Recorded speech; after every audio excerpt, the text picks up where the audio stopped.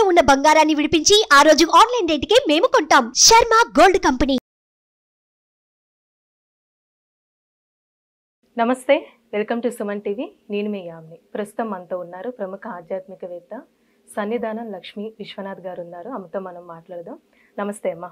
నమస్తే తల్లి. అమ్మ, ఇప్పుడు మహామాగి అలానే మాఘ పౌర్ణమి కూడా అంటూ ఉంటారు కదమ్మా, అసలు విశిష్టత ఏంటమ్మా అసలు ఈ మహామాగికి? పౌర్ణమి అంటేనే పూర్ణ తిథి తల్లి. అది మనకి ప్రతి మాసంలో వచ్చేటటువంటి పౌర్ణమి కూడా పట్టే. అయితే కొన్ని మాసాలకు చెప్పారు ఆగా మావై అంటారు. అంటే ఆషాఢ, కార్తీక, మాఘ, వైశాఖాలు ఈ మాసాల్లో వచ్చేటటువంటి పౌర్ణమికి ఎంతో దైవీ శక్తులతో కూడుకున్నటువంటిది. ఈ మాసంలో అందున ఈ పౌర్ణమి రోజు చేసేటటువంటి స్నానానికి, దానానికి, జపానికి కూడా విశేషమైనటువంటి ఫలితం అని చెప్పారు పెద్దలు. ఆకామావై అంటే ఏమిటయ్యా అంటే ఆషాఢ, కార్తీక, మాఘ, వైశాఖాలు. ఆషాఢ మాసం, కార్తీక మాసం రెండు దక్షిణాయనంలో వస్తాయి. ఈ మాఘమాసం, వైశాఖ మాసం ఉత్తరాయణంలో వస్తాయి. రెండు దక్షిణాయనంలో, రెండు ఉత్తరాయణంలో వస్తాయి అన్నమాట. అయితే ఈ మాసంలో వచ్చినటువంటి పౌర్ణమి రోజున చేయవలసినటువంటి విధి విధానాలు ఏమిటి అని అంటే సముద్ర స్నానం చేయమన్నారు. సముద్ర స్నానం ఎందుకయ్యా అంటే 10 నదులు ఉన్నాయి అనుకుందాం ఉదాహరణకి. నదులన్నీ వెళ్ళి ఎక్కడ కలుస్తాయి? సముద్రం కదా.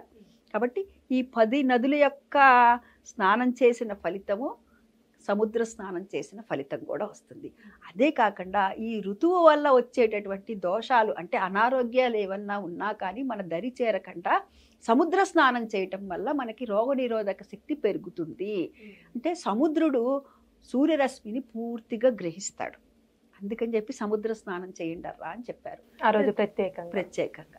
ఇంకా మనకి అదే కాదు, మనకి ఒకప్పుడు మన ఋషులు చెప్పారు, కానీ నేటి శాస్త్రవేత్తలు చెప్పినటువంటి మాట కూడా ఏమిటి అంటే జనవరి 20వ తేదీ నుంచి మార్చి 30వ తేదీ వరకు కూడాను పొద్దున్న చేసే అంటే తెల్లవారుజామున సూర్యోదయానికి పూర్వమే చేసేటటువంటి స్నానము ఎంతో ఆరోగ్యదాయకమైనటువంటిది.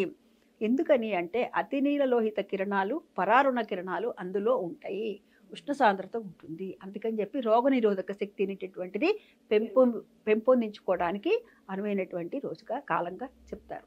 ఇంక ఈరోజు చేయవలసినటువంటి స్నానం తర్వాత ఏమిటయ్యా అంటే మనకి చేతనైన రీతిలో ఈరోజు దానం చేయమన్నారు.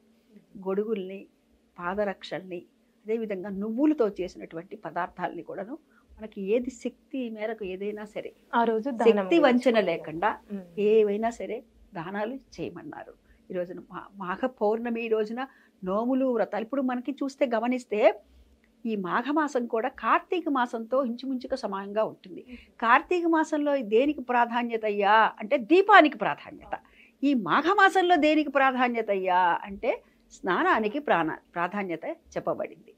అయితే ఈ స్నానం చేసేటప్పుడు కూడా నేను చెప్పా సముద్రం కానీ నది కానీ ఏమంటే మరి మనం బాగుంది మీరు చెప్పారు, మనం హైదరాబాద్లో ఉన్నాం, అపార్ట్మెంట్ కల్చర్లో ఉన్నాం, ఏం చేయాలి అంటే మనకి యద్భావం తద్భవతి అని మనకి ఉన్నంతలో మనం ఏం చేయాలంటే స్నానం చేసేటప్పుడు గంగలో చేయాలనుకుంటాం, కొంచెం గంగ వేసుకుంటాం. మరి సముద్ర స్నానం విశేషంగా చెప్పారు కదండి అంటే ఆ సముద్రమునే మన ఇంటికి తెచ్చుకోవాలి. ఏ విధంగా అంటే కొంచెం గళ్ళ ఉప్పు తీసుకొని మనం స్నానం చేసే చోట సముద్రుడా నాయన నేను ఇంతే, నాకు శక్తి ఇక్కడ నా ఇంట్లో మేము చేస్తున్నాం, మేము మమ్మల్ని దీవించిన ఆయన ఆయురారోగ్యాలతో మమ్మల్ని అని చెప్పి అనుకొని ఆ గల్ల ఉప్పు వేసినటువంటి నీళ్ళని పోసుకుంటాం అనమాట. బావి ఉంటే బావిల దగ్గర, బావిలు లేవనుకోండి మరి సముద్రమో నదో బావో ఏదో ఒకటి ఉండాలి కదా. చిన్న గుంటల్లో మటుకు చేయకూడదని చెప్తారు. చిన్న చిన్న గుంటల్లో చేయటం వల్ల స్నానం అనారోగ్యం అని చెప్తారు. రాత్రిపూట పెరుగు వేసుకోవడం అనారోగ్యం అని చెప్తారు. భర్త కంటే భార్య పెద్దదైతే అది ఆయుక్షీణం, ఇవన్నీ కూడా అని చెప్తూ ఉంటారు కదా. అట్లాగే చిన్న గుంటల్లో చేయకూడదు. అది సైంటిఫిక్గా కూడా మనం గమనించండి. పారే చోట అనుకోండి పారుతూ ఉంటాయి, అప్పుడు ఏమవుతుంది ఈ నీరు వెళుతుంది, ఆ నీరు వస్తుంది కొత్త నీరు కదా.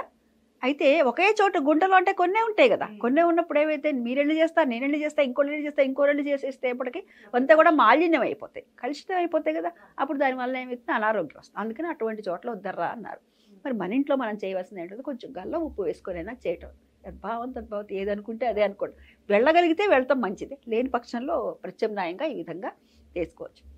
ఇంకా మనకి ఏది అనుకూలత అయితే వాటిని ఎంతగా దానం చేయటం, సాధ్యమైనంత వరకు కూడాను పూజా కార్యక్రమాలు ఏవైనా సరే, నోములు, వ్రతాలు. ఇప్పుడు కార్తీక మాసంలో సత్యనారాయణ వ్రతాలు అవి చేసుకుంటారు కదా. అదేవిధంగా మాఘ పౌర్ణమికి కూడా విశేషంగా సత్యనారాయణ స్వామి వారి వ్రతాలు చేసుకోవడం విష్ణువుకు సంబంధించి. ఎందుకంటే ఈ మాసం విష్ణు మాసం, విష్ణువుకు ప్రీతికరమైనటువంటి మాసం ఈ మాసం. మాధవుడుగా కొలుస్తూ ఉంటారు.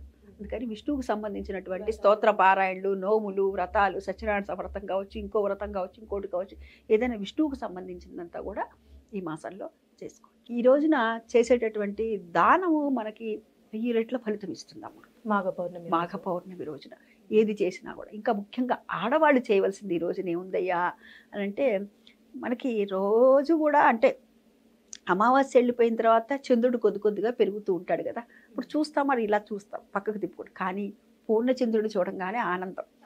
అందుకని మనం ఆడవాళ్ళు ఏం చేయాలయ్యా ఈ రోజున అంటే, మామూలుగా చంద్రబింబం కిరణాలు ఎక్కడైతే పడుతూ ఉంటాయో అక్కడే తులుసుకోవటం ఉంటుంది సాధారణంగా కదా. అక్కడ కూర్చొని మనం లలితా సహస్రనామం చదువుకోవటం రాకపోతే సాయంత్రం వేళ చదువుకోవటం రాకపోతే కనుక వినటం కూడా తత్ఫలితమే వస్తుంది. ఇంకా మరి ఇక్కడ ఇంకేదైనా నివేదన పెట్టాలండి అని అంటే కనుక పాలతో చేసినటువంటి పాల పాయసాన్ని నివేదన చేయటం. లేదు కుదరని పక్షాన్ని ఇప్పుడు ఆఫీసులకు వెళ్ళి పొద్దుపోయి వెళ్తారు, అటువంటి వాళ్ళు ఏం చేయాలండి అని అంటే కొద్దిగా పాలైనా సరే నివేదన పెట్టాలి. ఎందుకయ్యా అంటే చంద్రుడు మనఃకారకుడు, అందరి మనసు బాగుండాలి. ముందు ముఖ్యంగా ఆడవాళ్ళకి వాళ్ళు ఏంటంటే ఇంట్లో బయట అంతా కూడా స్ట్రెస్ అనేది ఎక్కువైపోతుంది. అదంతా ఆ ఒత్తిడి లేకుండా మనసునంతా చల్లబరుస్తాడు ఆయన. అందుకని చెప్పి ఈ రోజున ఆ విధంగా అమ్మవారికి తులసి కోట దగ్గర లలితా సహస్రనామ స్తోత్రం చదువుకోవటం, పాలని కానీ పాల పాయసాన్ని కానీ నివేదన చేయటం. చాలా చక్కగా తెలియజేశారమ్మా, ధన్యవాదాలు.